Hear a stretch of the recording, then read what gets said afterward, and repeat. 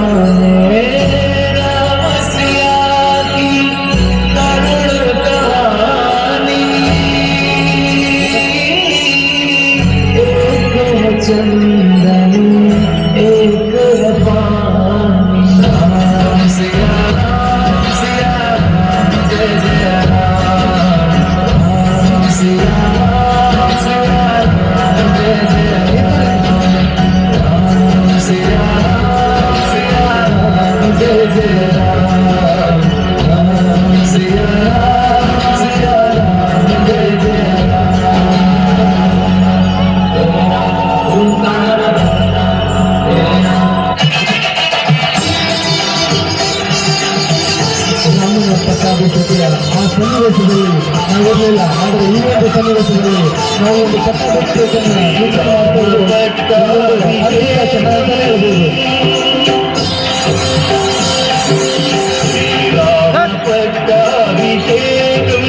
ಪುತ್ರ ಹನುಮ, ನನ್ನ ಹಾಗೂ ನನ್ನ ಪ್ರಭುವಿನ ಪುನರ್ಮಿಲನದಲ್ಲಿ ನಿನ್ನ ಪಾತ್ರ ಅತ್ಯಂತ ಹಿರಿದು.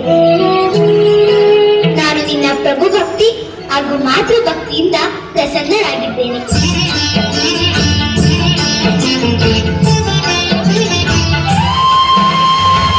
ತೆಗೆದುಕೋ ಈ ಅತ್ಯಮೂಲ್ಯವಾದ ಮುತ್ತಿನ ಹಾರ.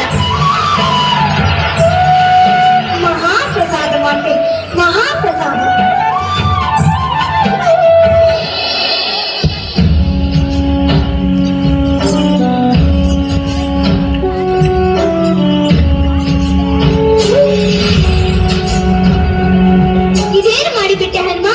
ವಿಶ್ವದಲ್ಲೇ ಅತಿ ವಿರಳವಾದ, ಅತಿ ಶ್ರೇಷ್ಠವಾದ, ಅತ್ಯಮೂಲ್ಯವಾದ ಮುತ್ತಿನ ಹಾರವನ್ನು ಆನಂದದಿಂದ ನಾನು ನಿನಗೆ ಕೊಟ್ಟರೆ ಅದಕ್ಕೆ ಇಂತಹ ಅವಸ್ಥೆ ತಂದು ಬಿಟ್ಟೇಲ್ಲ.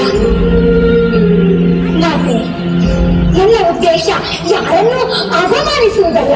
ಶ್ರೀರಾಮನ ಸನ್ನಿಧಿಯಲ್ಲಿ ನನ್ನ ಕೊರಳಹಾರವನ್ನೇ ನಿನಗೆ ಕೊಟ್ಟೆ. ಆದರೆ ನಿನ್ನಿಂದ ಈ ರೀತಿಯ ವರ್ತನೆ ನಿರೀಕ್ಷಿಸಿರಲಿಲ್ಲ. ನಿನ್ನ ಈ ವರ್ತನೆಗೆ ಕಾರಣವೇನು ಪುತ್ರ? ಮಾತು, ನೀವು ನೀಡಿದ ಮುತ್ತಿನ ಹಾರ ವಿಶ್ವದಲ್ಲೇ ಅತಿ ಅಮೂಲ್ಯ, ಶ್ರೇಷ್ಠವೆಂದು ಹೇಳಿದಿರಿ. ಅದನ್ನೇ ಪರೀಕ್ಷಿಸುತ್ತಿದ್ದೇನಮ್ಮ. ದೇವತೆಗಳಿಂದ ಕೊಡಲ್ಪಟ್ಟ ಹಾರ ಅಮೂಲ್ಯವಲ್ಲದೆ ಇರಲು ಹೇಗೆ ಸಾಧ್ಯ ಹನುಮ?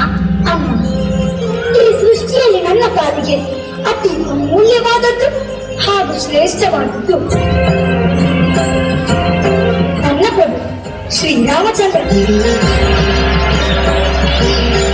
ನೀವು ಕಟ್ಟಿರುವ ಹಾರದ ಮುತ್ತುಗಳಲ್ಲಿ ನನ್ನ ಪ್ರಭುವನ್ನು ಹುಡುಕುತ್ತಿದ್ದೇನೆ.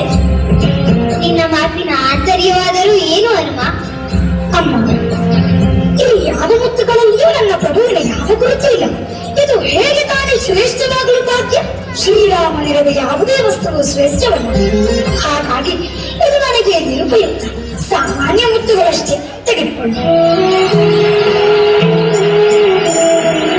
ಭಕ್ತಿ ಪರವಶನಾಗಿ ನೀನು ಹೀಗೆ ಹೇಳುತ್ತಿರುವೆ ಅಮ್ಮ. ಅಷ್ಟೇ, ಮುತ್ತು ಭೌತಿಕವಾದ ಮುತ್ತು. ಅದರಲ್ಲಿ ರಾಮನಿರಲು ಹೇಗೆ ಸಾಧ್ಯ? ರಾಮನಿಲ್ಲದೆ ಈ ಸೃಷ್ಟಿಯಲ್ಲಿ ಏನೂ ಇಲ್ಲ.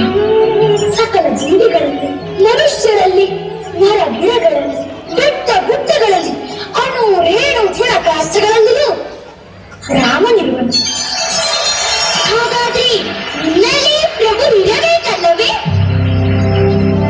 ನನ್ನ ರೋಮ ರೋಮಗಳಲ್ಲಿ, ನರನಾಡಿಗಳಲ್ಲಿ, ರಕ್ತದಲ್ಲಿ, ಉಸಿರಿನಲ್ಲಿ, ನನ್ನ ಹೃದಯದಲ್ಲಿ ಶ್ರೀರಾಮನ ಹೊರತು ಬೇರೆ ಏನೂ ಇಲ್ಲ. ಜಯ ಶ್ರೀರಾಮ.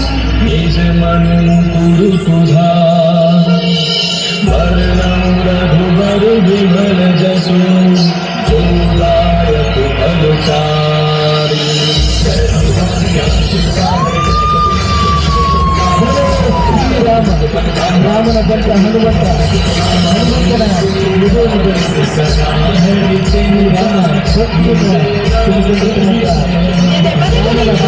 ರಾಮ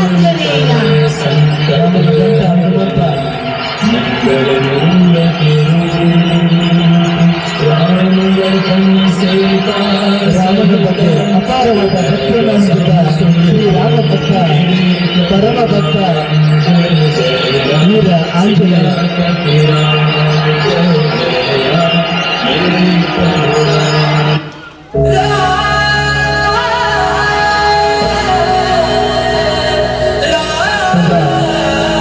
ಶ್ರೀರಾಮ ಲಕ್ಷ್ಮಣ ಸೀತೆಯ ಸೇವೆಯಲ್ಲಿ ಹನುಮಂತ.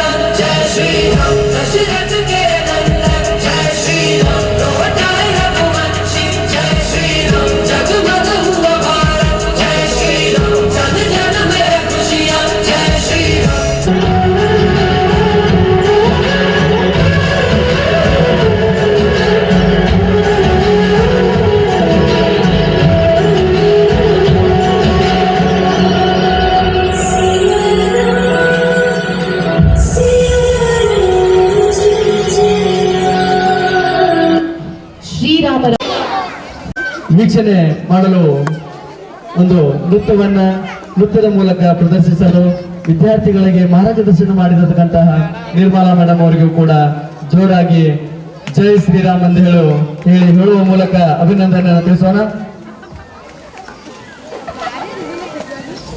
ನಮ್ಮ